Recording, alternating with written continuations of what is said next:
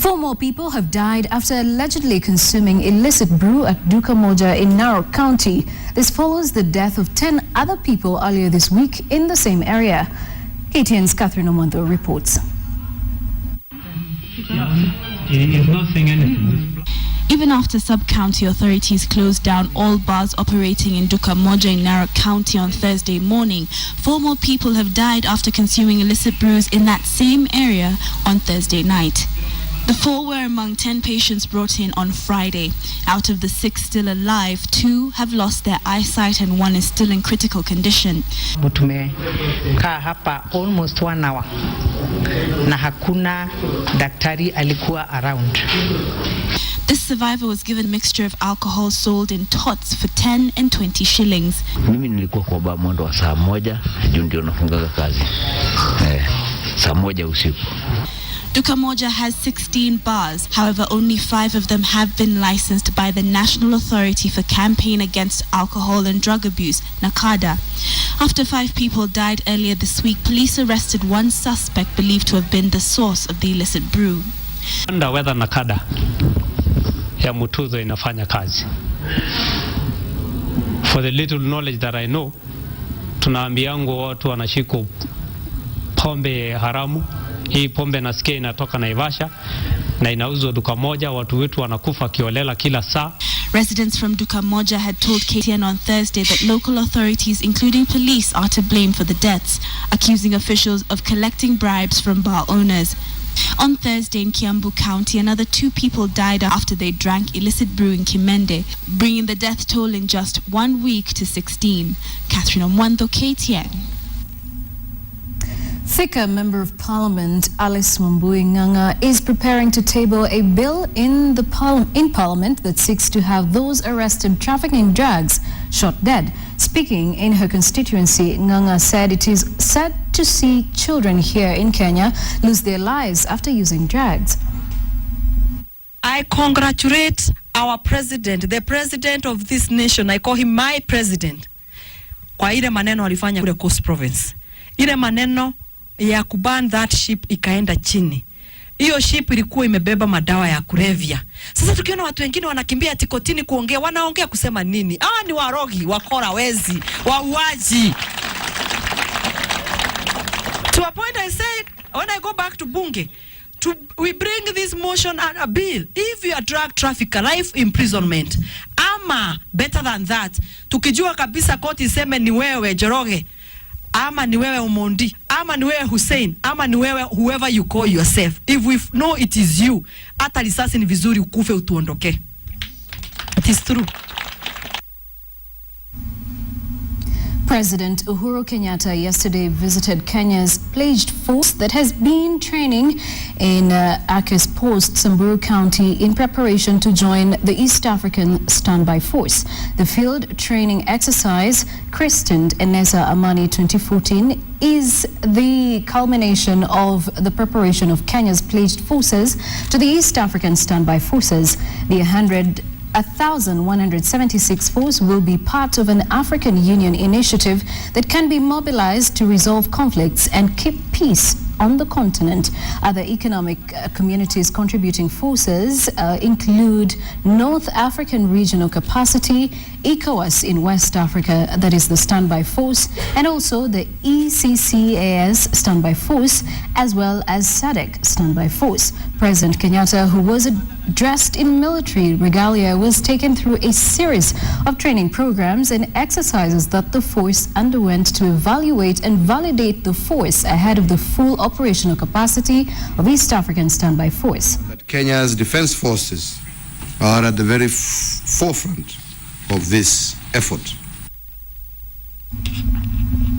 And governors supporting the push for a referendum to raise the amount of revenue to counties took their campaigns to Meru County.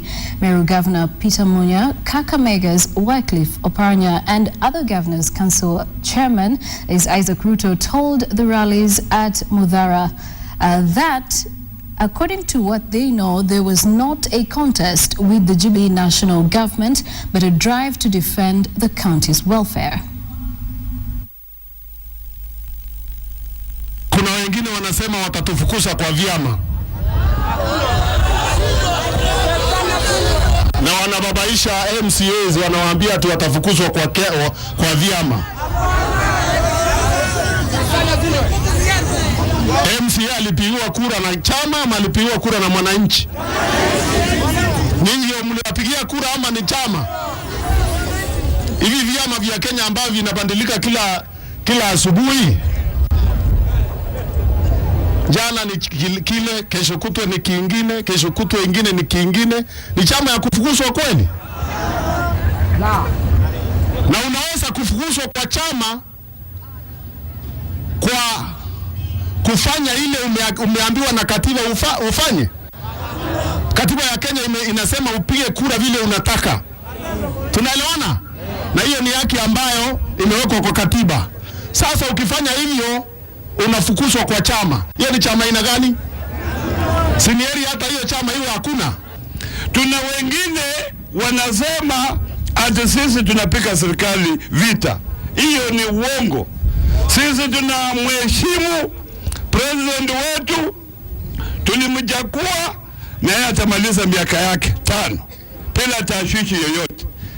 Jambo letu ni kutafuta pesa kuja kwa nyinyi wananchi. Hawa ndio hawajui wananchi wako wapi. Mwingine ananiambia ati watu wa Kenya wasipige kura kuitisha pesa, wangojee 2017. Ati nyinyi mmechoka. Sasa nyinyi hamkuchoka kutupigia kura na sisi tunapata mshahara. Tunasema mpige kura mpate haki yenu, mmechoka. Mnachoka kupiga haki yenu kuja. Kwa hii kura tunaitisha, hatusemi mnipigie kura. Msipigie, sio Munya. Sio hata wale wengine wanatudanganya ati hii kura ni ya wale wengine tuliwashinda. Mimi ni Jubilee, Munya ni Jubilee. Si nyinyi hata nyinyi ni Jubilee. Wale wako Nairobi ni Jubilee. Sasa tunasema Jubilee ya Nairobi patia haki yao Jubilee ya nyumbani.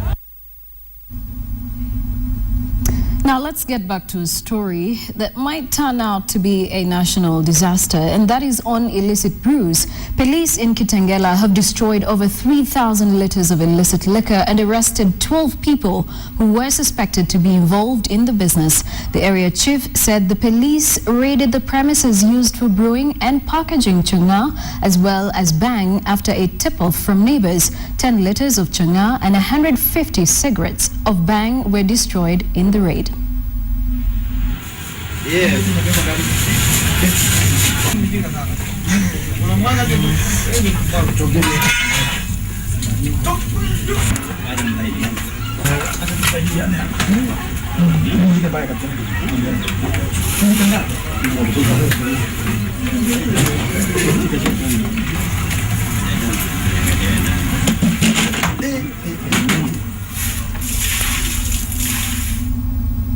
The Parliamentary Committee on Transport has issued a stern warning to contractors who do shoddy jobs and demand to be paid. Speaking after inspecting major road construction works in Navakolo constituency last evening, the committee members accused some contractors of insincerity and corruption, saying their team would get to the bottom of the syndicates.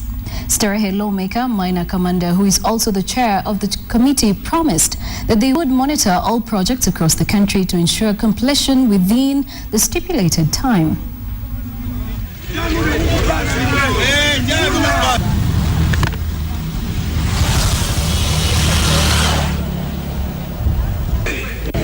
Mimi mwenyewe kwa jina naitwa Wilfred Jambo. Mimi ni assistant county commissioner hapa Navakolo.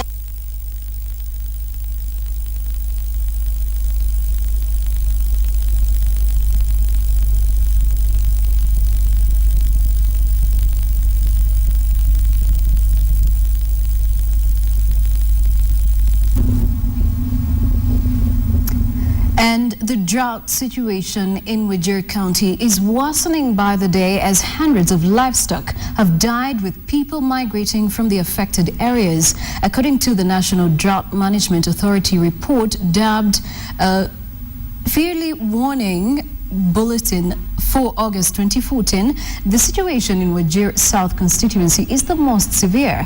The Drought Authority also said in their report that availability and accessibility of water for livestock and human consumption was has continued to be a major challenge, causing people to migrate with their livestock further from their homes.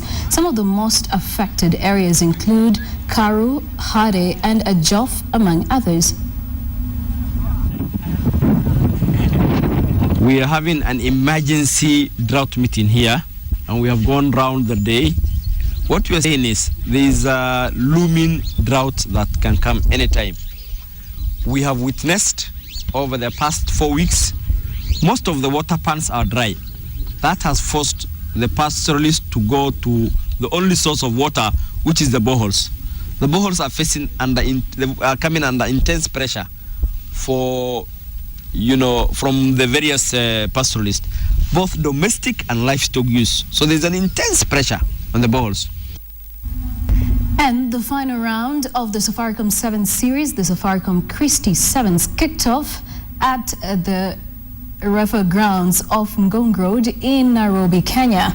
Innocent Simiyu marked his return to competitive action after a 3-year injury break due to injury, setting up Davis Makori to score the match winner as Resolution Impala turned pre-match favorites KCB 12-7 in the day's opening encounter. This makes pool a lot more competitive as Homeboys RFC were 38-0 winners over JQAT. In other pool fixtures, Top Fry Nakuru were made to work hard for a 19-12 result over Total Nondis. In Pool B encounter as Strathmore beat Machine 34-5, a match more memorable for Charles Owendes, a knock on the Machine try box after doing all the hard work. Now, former Kenya Sevens international George Mbaye, also playing in his first Sevens tournament in over 3 years, rolled back the hands of time in a cameo appearance that saw Mwamba stave off Catholic monks, defeating the students 32-5.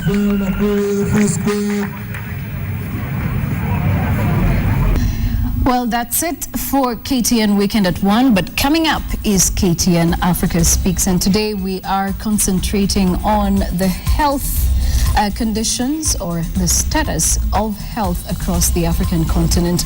Are you satisfied with the health services in your country? Or, to put it even better, where has Africa gone wrong on health? That will be coming up on Africa Speaks. Do stay with us.